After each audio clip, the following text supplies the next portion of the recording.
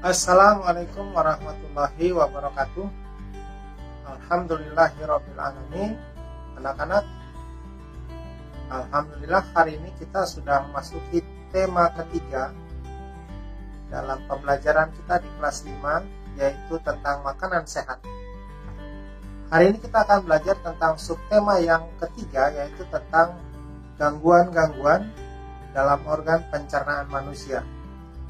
Bapak harapkan anak-anak masih tetap semangat, serius belajar, sekalipun dalam masa pandemi COVID-19 tahun ini, kita tetap semangat belajar di rumah masing-masing. Jaga kesehatan, karena kesehatan itu akan menjadi modal kita untuk belajar di masa pandemi ini. Mari kita perhatikan slide berikut.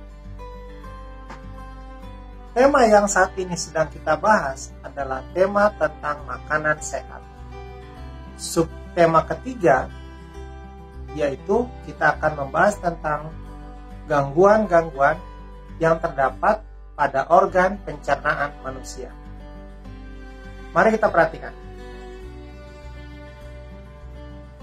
Apakah anak-anak ada yang pernah merasakan sakit gigi?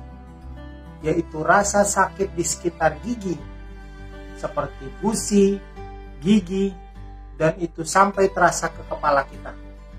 Itu bagian dari gangguan-gangguan dalam organ pencernaan.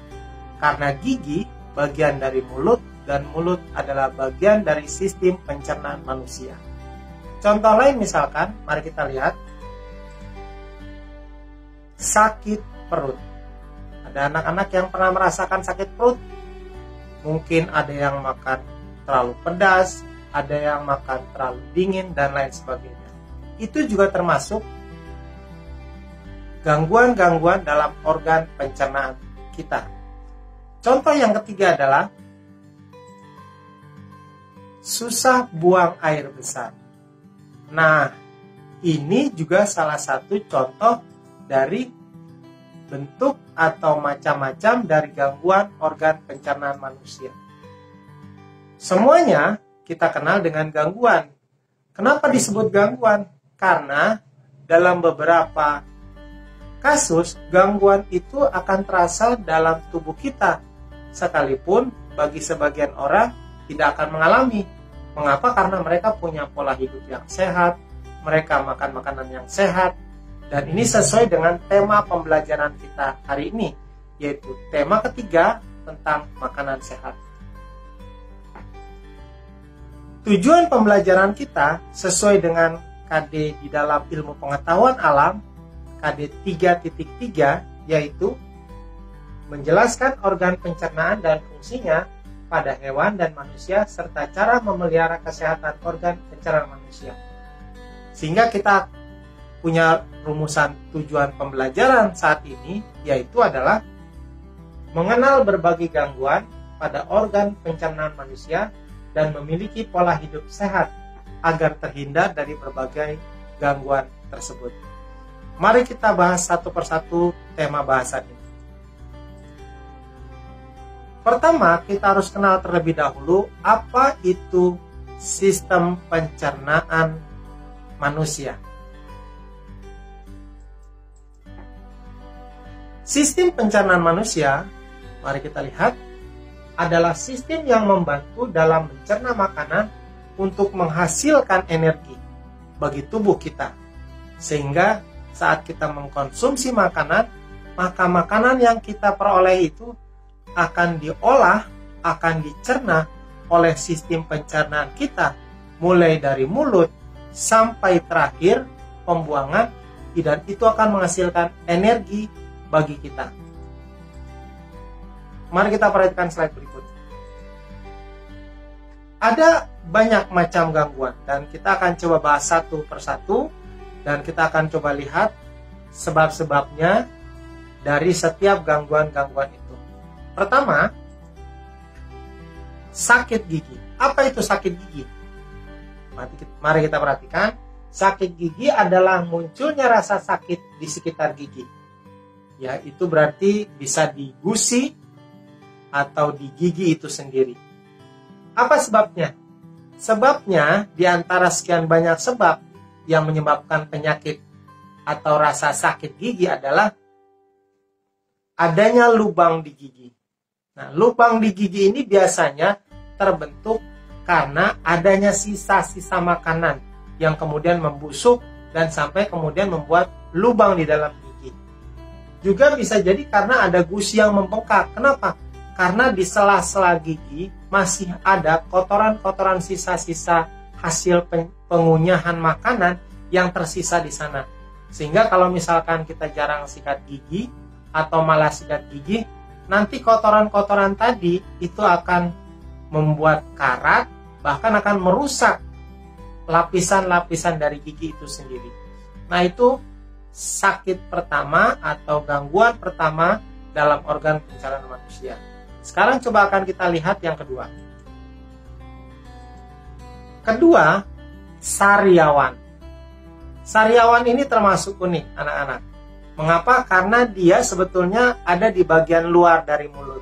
Namun karena dia merupakan bagian dari mulut akan kita bahas. Dan dia merupakan bagian dari gangguan organ pencernaan manusia yang sering dialami oleh kita sehari-hari. Dan ini harus kita waspadai. Kenapa? Karena kalau sudah terasa sakit, dia akan mengganggu aktivitas kita. Apa cirinya? Sariawan, mari kita lihat, adalah luka pada mulut yang berbentuk bercak putih kekuningan. Jadi dia ada di dalam bagian bibir. Warnanya putih kekuningan. Kenapa sebabnya? Pertama, mungkin karena tergigit secara tidak sengaja. Atau mungkin juga karena ada kesalahan dalam sikat gigi. Pada saat sikat giginya tidak benar, maka ujung dari sikat gigi akan terkena bagian gusi dan itu bisa menimbulkan sariawan. Namun bisa juga sariawan itu karena infeksi jamur, virus, atau bakteri yang ada di dalam mulut kita atau mungkin di luar kita, sehingga dia menimbulkan gangguan yang kita sebut dengan sariawan. Itu yang kedua. Mari kita lihat gangguan yang ketiga. Apa ini? Ini adalah diare. Apa itu diare? Diare adalah kondisi encernya tinja atau buang air besar dengan frekuensi yang lebih sering dibanding biasanya. Jadi kalau misalkan ada yang buang air besar dan itu terlalu sering, nah itu mungkin tanda-tanda dari diare. Apa sebabnya diare itu? Diare biasanya disebabkan karena mikroorganisme serta penyerapan air di dalam usus yang terlalu besar. Sehingga karena airnya terlalu besar, maka frekuensinya akan lebih sering dikeluarkan. Namun bisa juga sariawan itu karena konsumsi buah-buahan tertentu. Bagi beberapa orang, konsumsi buah-buahan tertentu itu bisa menyebabkan gangguan dalam organ pencernaan ini. Sehingga muncullah yang kita sebut dengan diare. Yang keempat, ada yang hampir mirip dengan diare, namun ini bentuknya lebih berat dan lebih bermasalah sebetulnya. Apa itu? Disentri. Disentri adalah infeksi pada usus yang menyebabkan diare, namun, nah ini yang berbahaya, disertai dengan darah atau lendir. Jadi kalau ada anak-anak yang mengalami hal ini harus diwaspadai. Harus cerita kepada orang tua karena itu sudah gangguannya bisa lebih berbahaya daripada diare. Apa sebabnya? Mari kita lihat. Sebabnya itu karena adanya bakteri yang menyebabkan disentri itu. Ada banyak bakteri ya, misalnya bakteri Entamoeba-coli. Nah, itu bakteri yang sangat berbahaya dan dia biasanya menempel di tangan. Sehingga kalau misalkan kita makan tanpa mencuci tangan terlebih dahulu, maka bakteri itu nanti akan masuk menjadi bagian dan dimakan itu. Akan berbahaya bagi tubuh kita. Jadi hati-hati kalau misalkan ada anak-anak yang makan tidak mencuci tangan terlebih dahulu. Atau bisa juga makanan yang kita makan itu sudah terkontaminasi, sudah tercampur dengan bakteri ini. Mungkin karena makanan tidak ditutup dengan rapi atau lingkungan di sekitar di mana kita makan itu lingkungannya kotor, sehingga bakteri mudah hinggap di makanan yang kita makan. Nah, kalau ada yang merasakan sakit, kemudian buang-buang air dalam jumlah banyak, bahkan juga mungkin disertai oleh lendir dan darah, nah itu harus segera cerita kepada orang tua. Agar apa? Agar penyakitnya bisa ditanggulangi dengan secara cepat. Ada beberapa cara kita bisa menjaga kesehatan organ pencernaan ini. Mari kita bahas satu persatu. Yang pertama adalah makan teratur. Jadi kalau waktunya sudah makan, harus makan, jangan ditunda-tunda. Pagi hari usahakan untuk mengkonsumsi makanan dalam jumlah cukup agar dia bisa menjadi energi pada saat kita di siang hari. Begitu juga pada siang hari setelah beraktivitas seharian, maka siang tentu kita membutuhkan asupan makanan untuk mendapatkan kembali energi. Kalau malam hari mungkin tidak terlalu banyak, sehingga konsumsi yang dibutuhkan juga tidak akan terlalu banyak. Itu yang pertama. Yang kedua, minum air putih secukupnya. Maksud secukupnya itu menurut perhitungan para ahli adalah 8 gelas air putih. Nah, jadi kalau misalkan kita bagi dalam satu hari, maka 8 gelas itu kita mulai dari pagi hari sampai malam hari. Jadi mungkin sekitar 2 jam sekali kita sudah harus mulai minum. Harus diatur waktunya agar nanti tidak minum terlalu banyak atau juga sebaliknya minum terlalu sedikit. Air putih sangat berpengaruh terhadap kesehatan organ pencernaan dan itu akan menimbulkan rasa segar dalam tubuh kita. Yang ketiga, kunyah makanan dengan baik. Nah, ini anak-anak kalau makan buru-buru itu nanti kasihan lambungnya. Lambung nanti akan bereaksi mengeluarkan asam lambung. Kenapa? Karena makanan yang masuk ke dalam tubuh itu masih dalam bentuk bongkahan-bongkahan yang besar. Jadi itu mestinya sudah harus dikunyah di mulut. Dia harus kunyah sehingga lembut, sehingga nanti lambung pun kerjanya tidak akan terlalu berat. Itu yang ketiga. Yang keempat adalah konsumsi makanan yang berserat. Ada 2 makanan berserat yang baik untuk kita konsumsi. Yang pertama adalah sayuran dan yang kedua adalah buahan. Banyak sekali makanan sayuran dan buahan yang bisa kita konsumsi dan mungkin harganya tidak terlalu mahal ya. Pepaya misalkan, itu buahnya sangat sehat, kandungan vitamin C-nya sangat bagus nih. Masa seperti sekarang pandemi kita harus konsumsi buah-buahan yang kadar vitamin C-nya cukup tinggi. Kenapa? Karena dia akan membantu penguatan imunitas atau kekuatan tubuh kita. Apa yang bisa kita simpulkan dari pembelajaran pada hari ini? Baik, kita akan coba lihat anak-anak. Pertama, ada beberapa gangguan pada organ pencernaan manusia seperti sakit gigi, sariawan, diare, disentri, dan MAH. Itu tadi sudah kita bahas satu persatu. Kedua, di antara penyebab dari gangguan-gangguan pada organ pencernaan tadi, kalau kita perhatikan ada beberapa ternyata.